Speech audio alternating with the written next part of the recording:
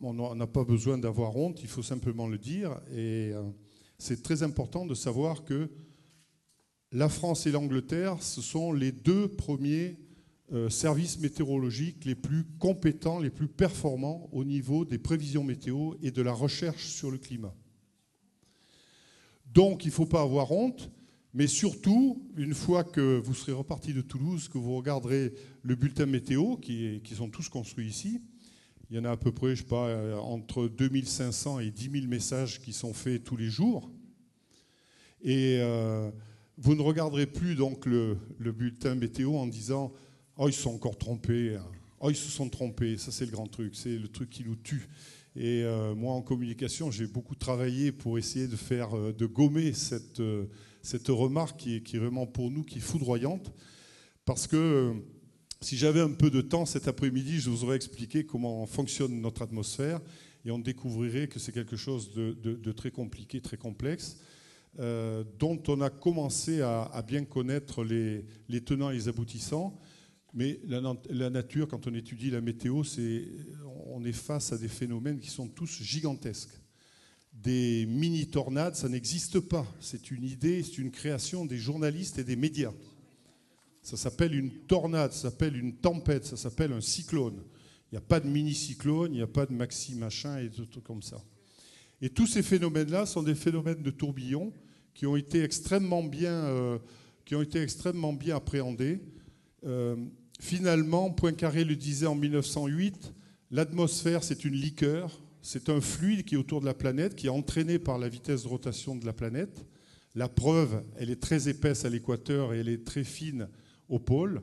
Et dedans, eh bien, le phénomène va déclencher d'autres phénomènes qui s'appellent des tourbillons, et des tourbillons de plusieurs échelles. Et donc, si on étudie l'atmosphère, ce sera des tourbillons de quelques centimètres, parce que maintenant, on sait regarder, par exemple, l'atmosphère sur une fiche couche sous les nuages, par exemple, où il y a beaucoup d'agitation moléculaire. Eh bien, on se rend compte que finalement, toute l'atmosphère, elle est découpée avec des petits tourbillons qui tournicotent, tournicotent, tournicotent, et on peut les appréhender avec des instruments maintenant. Et puis après, on peut regarder sur un terrain surchauffé l'été, par exemple, on va voir un tourbillon de poussière qui se déclenche. Vous en avez certainement vu. Ça, c'est des tourbillons qui font 1 mètre de diamètre, 2 mètres de diamètre, 10 mètres de diamètre.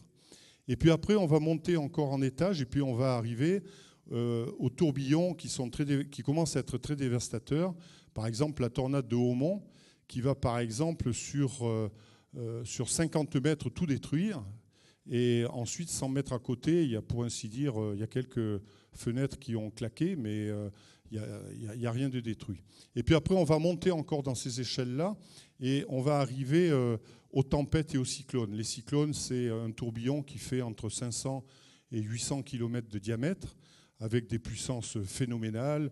Il y a des supercellules qui sont à l'intérieur, des milliers de cumulonimbus qui sont sur des spirales, et donc avec des énergies colossales générées alimentées par la température élevée de l'eau, qui va faire à peu près 32 degrés au maximum, et puis une tropopause à 18 000 mètres qui est très froide, moins 75 degrés.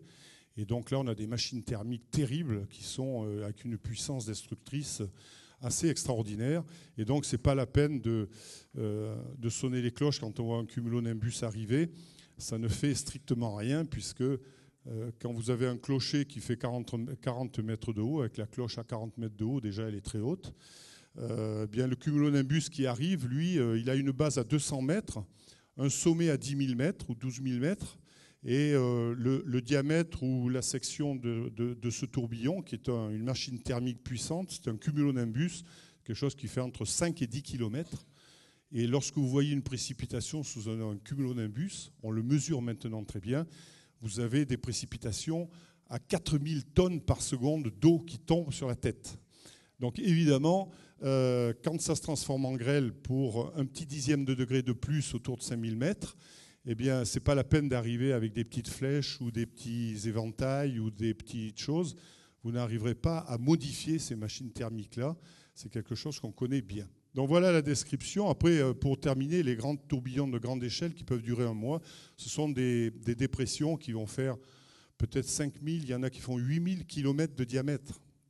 Vous avez des perturbations comme dernièrement qui finissaient sur la mer Noire, qui ondulaient sur l'Europe, qui traversaient l'Atlantique Nord et qui étaient activées par des dépressions tropicales qui sont sur le golfe du Mexique. Donc quand on voit l'échelle des phénomènes météorologiques, comme sur cette sphère, sur cette planète, là, sur cette Terre, eh bien évidemment, on est tout petit.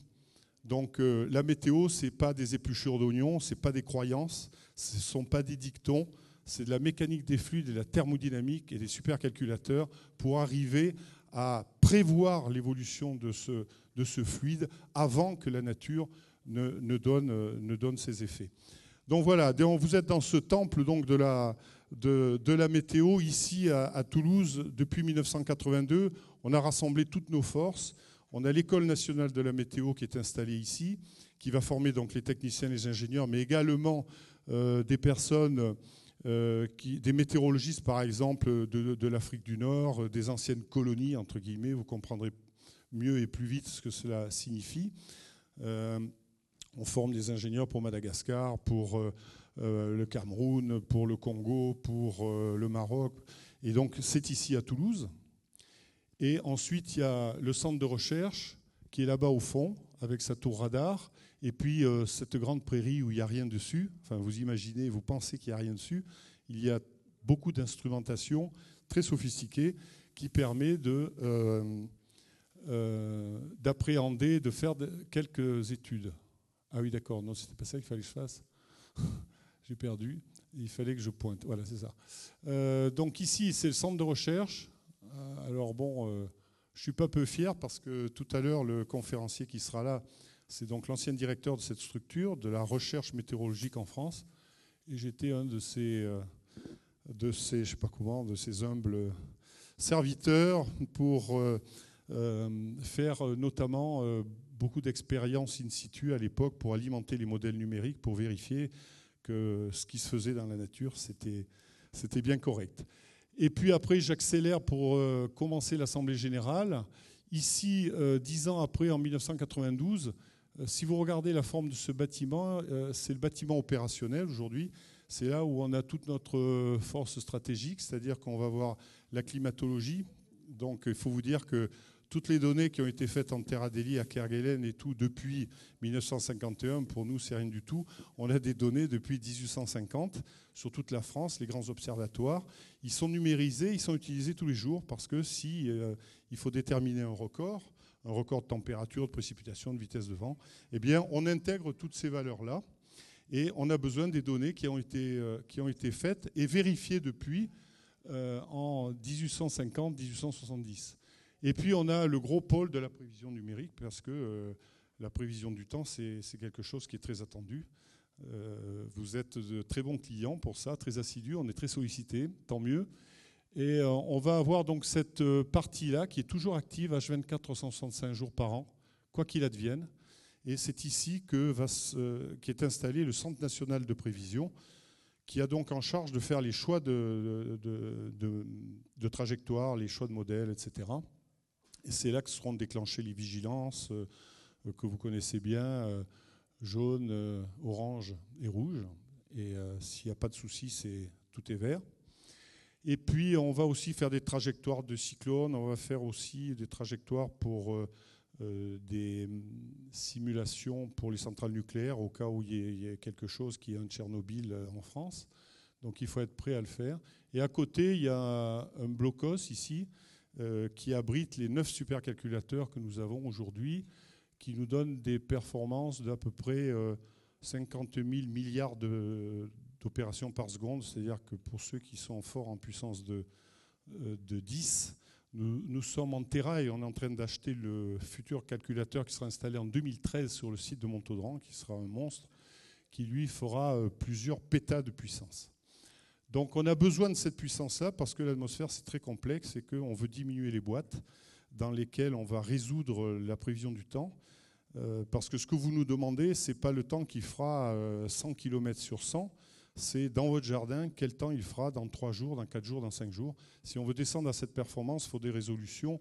Aujourd'hui, on est à 1,5 km sur la France.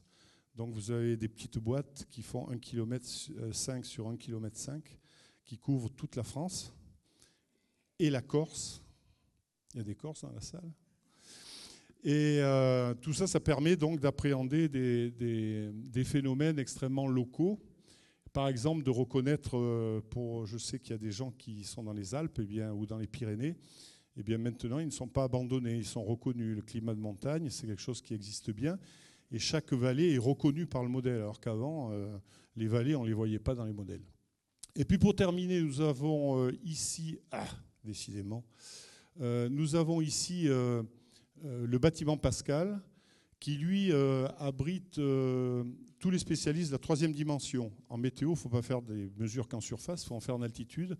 Et donc tous les ballons sondes, par exemple, qui sont lâchés à Kerguelen ou à Crozet ou à Terre Adélie, ils ont été calibrés et ils sortent d'ici. Ils ont été vérifiés, emballés avec des emballages tout à fait spéciaux. Parce qu'à Terre Adélie, quand la radiosonde elle va partir, il faut qu'elle donne, pendant tout son chemin jusqu'à 30 000 mètres, il faut qu'elle donne la précision du dixième de degré. Donc c'est un challenge, ça n'est pas évident, ça n'est pas trivial. Et il faut une certaine attention. Donc les spécialistes sont là. Et également, ce sont les spécialistes qui s'occupent des 24 radars que nous avons installés sur le territoire et qui nous permet d'avoir une couverture totale et de détecter les zones précipitantes. Donc ce sont ces fameuses cartes en mosaïque qui sont un peu sombres. Quand on vous fait voir le soir, Evelyne Delia vous dit il y a beaucoup plu aujourd'hui, la perturbation est passée, et on voit les zones où il a beaucoup plu. Et bien ça, c'est fait par un montage qui revient ici à Toulouse de 24 radars qui sont interviewés toutes les 4 minutes 30 et rapatriés. Et dans les 30 secondes, on fait le calcul en 3 dimensions, on refait les volumes et on refait les images et on les dispatche pour que, c'est ça la météo, pour que les utilisateurs l'aient immédiatement. Si vous donnez une image radar d'un orage qui est dévastateur, si c'est 3 heures après ou 3 jours après, ça n'intéresse plus personne. Donc la météo, c'est quelque chose qui se fait très rapidement. Et puis après, on a un avant-dernier pôle ici, qui est le CHAPI, sont les hydrologues, c'est-à-dire qu'ils vont prendre la goutte d'eau au moment où on l'abandonne. Moi, quand je suis rentré à la météo, on m'a dit « Tu t'occupes de la goutte d'eau jusqu'à ce qu'elle tombe dans le pluviomètre. Quand elle est dans le pluviomètre, elle n'est plus à toi, c'est fini. Tu ne t'en occupes plus. » Et puis, bon, les modèles numériques sont ainsi faits, c'est que maintenant, ils sont avec des interfaces, c'est-à-dire qu'on ne raisonne plus moi, je m'occupe que de la météo, toi, tu t'occupes de l'océano, toi, tu t'occupes de la glace. Ce n'est pas du tout ça. Maintenant, c'est tout le monde ensemble et les modèles sont interactifs et interfacés. Et ici, ce sont donc les hydrologues qui sont juste à côté des météos pour l'efficacité, pour faire les annonces des crues. Donc, ce sont des spécialistes qui regardent où il pleut par rapport au bassin versant et qui donc ensuite vont faire les alertes qui vont bien et vont surveiller les cours d'eau. Et puis quelque chose d'assez important aussi ici, c'est la cellule pour les forces armées, puisque les militaires sont extrêmement consommateurs et friands de météo. C'est ici, par exemple, quand il y a des théâtres d'action un peu chauds comme l'Afghanistan, la Libye ou autres, eh bien c'est ici que sont faites les prévisions météo. Donc c'est des bâtiments dans lesquels on ne se balade pas en hurlant ou en short ou des trucs comme ça. C'est quelque chose d'extrêmement sérieux et c'est pour ça que parfois dans notre restaurant, on voit beaucoup d'officiers qui se promènent, même des jeunes officiers et même des jeunes femmes officiers. Et elles sont là pour apprendre la météo et travailler sur leur système de codage pour aller vers les territoires d'action, sur les porte-avions, etc. Et la dernière, c'est celle qui a été managée aussi par Jean-Claude André, qui nous fera, j'espère, je suis sûr, une très belle conférence tout à l'heure. C'est un centre d'études et de recherche avancé en calcul scientifique. C'est-à-dire que comme on utilise beaucoup les supercalculateurs, on a de l'applicatif derrière qui peut servir pour calculer le bord d'attaque, par exemple, ou les entrées de réacteurs de l'A380, parce que c'est aussi de la turbulence. et qu'on est un petit peu spécialiste et qu'il faut des supercalculateurs et qu'on sait travailler sur ces machines-là. Donc on forme une pépinière de jeunes ingénieurs de tous les pays d'Europe et du monde même. Il y a un peu toutes les nationalités qui vont travailler ici pour le mieux et pour la science. Voilà, donc ici, on fait de la science, pas autre chose. On ne plante pas d'oignons, on ne s'occupe pas des dictons et des dernières histoires du climat. Voilà. Ce que je voulais vous dire, et maintenant peut-être que j'ai été certainement trop bavard, et ça c'est ainsi, il faudra vous y faire. Miliaou, je vous donne la parole pour commencer l'Assemblée générale, et Monsieur le Président, vous avez la parole.